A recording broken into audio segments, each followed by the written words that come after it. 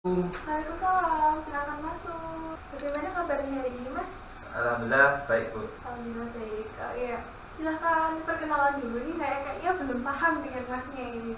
Iya. Perkenalkan nama saya Mukti Utomo. Iya.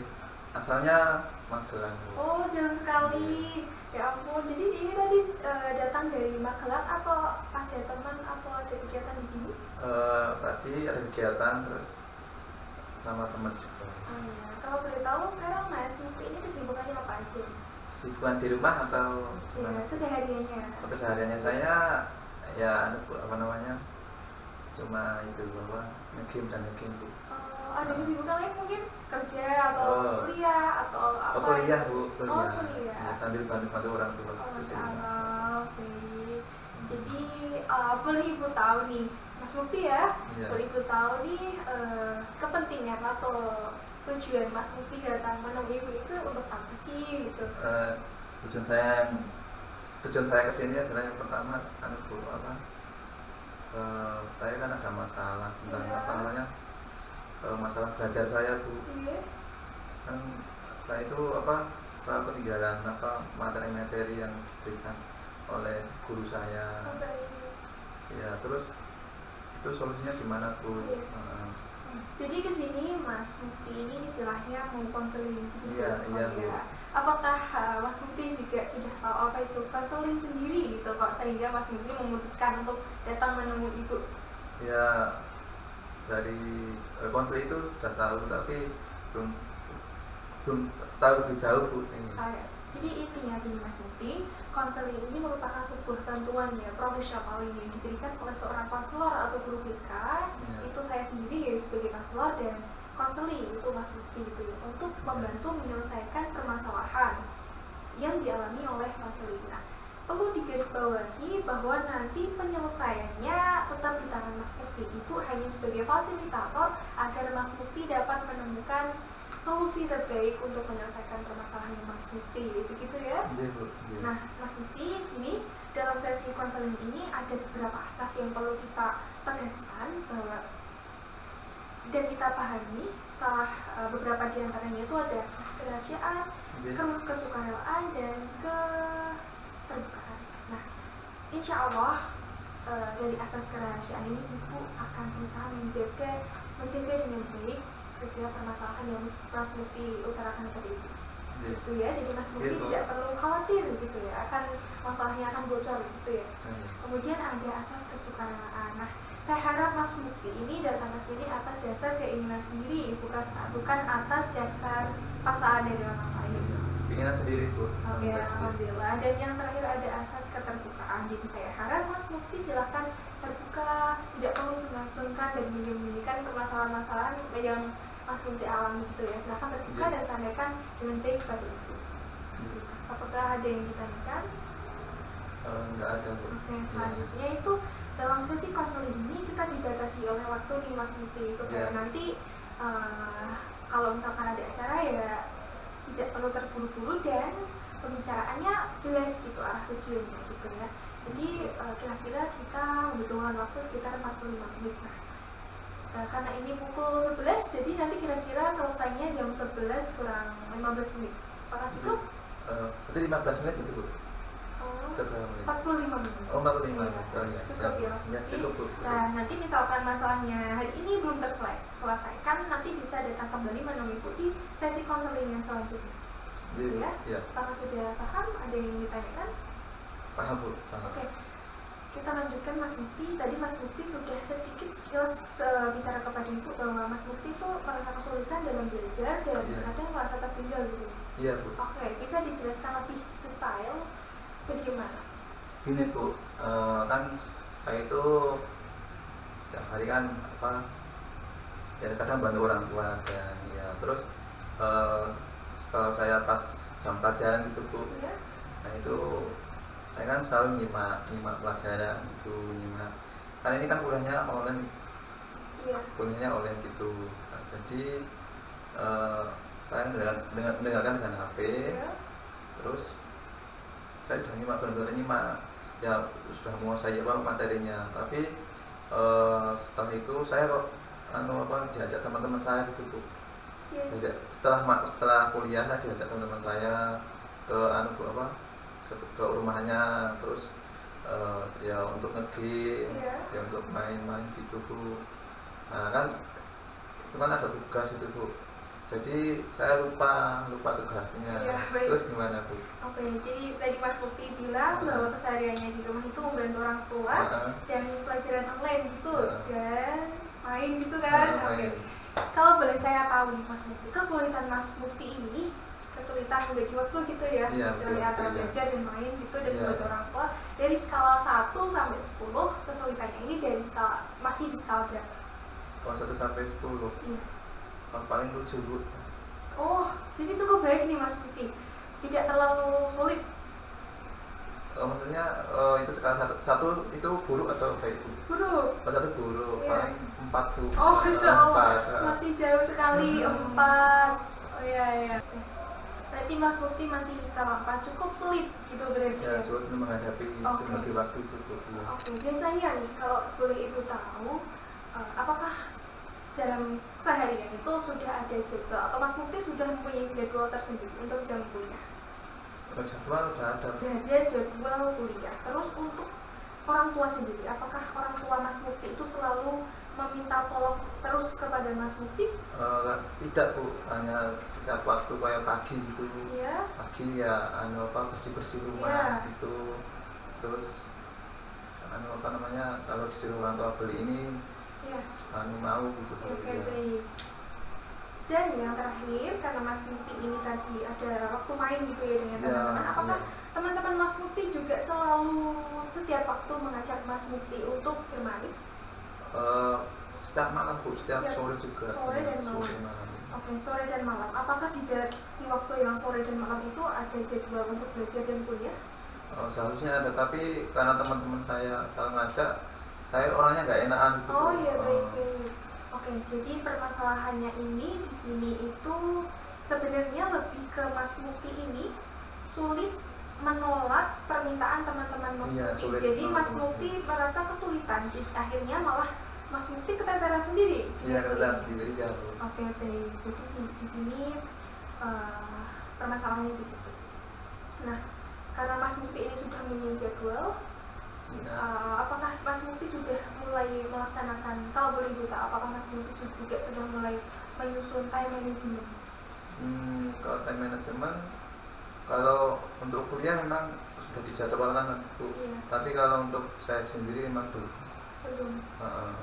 Nah, untuk itu apakah Mas Mufti ada rencana untuk membuat time management? Ya, perencanaan waktu? Perencanaan memang ada, tapi untuk melaksanakannya sulit Bu. Oh, sulit? Iya. Oke, Ibu, baik. Jadi gitu. Oke, kemudian merasa kesulitan untuk menolak permintaan teman-teman. Iya. Apakah Mas Mufti sudah pernah menolak permintaan teman-teman sebelumnya? Belum pernah Bu. Belum pernah ya. Ya, saya emang orangnya nggak enakan gitu. Iya. Oke, baik Mas Mufti. Saya sudah menemukan permasalahan yang dialami Mas Mufti ini. Yang pertama itu belum bisa untuk memanajemen waktu, dan yang kedua belum bisa menolak permintaan teman-teman.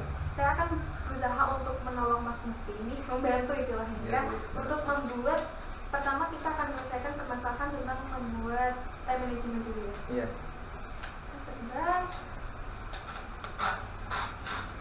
Gini Mas Mufti, karena Mas Mufti sekarang kesibukannya kuliah gitu ya. Jadi saya harap silakan Mas Mufti menuliskan kegiatan yang paling utama dan yang menjadi prioritas utama bagi Mas Mufti.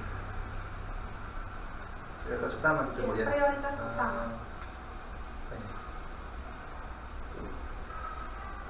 Yang pertama prioritas utama.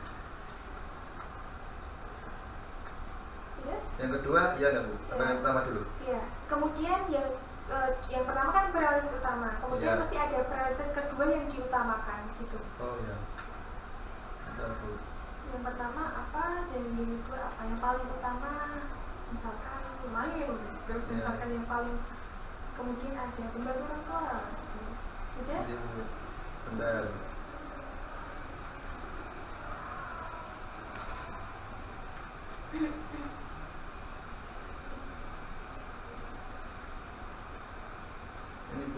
Tiga Terus ini, iya. sebentar ya. Iya. Terus ada prioritas yang ketiga. Prioritas yang ketiga ini tidak diutamakan dan tidak mendesak.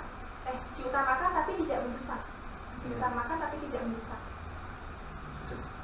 Kemudian yang terakhir ada prioritas yang tidak diutamakan dan prioritas yang tidak mendesak. Jadi tidak terlalu penting gitu. Terlalu penting. Iya.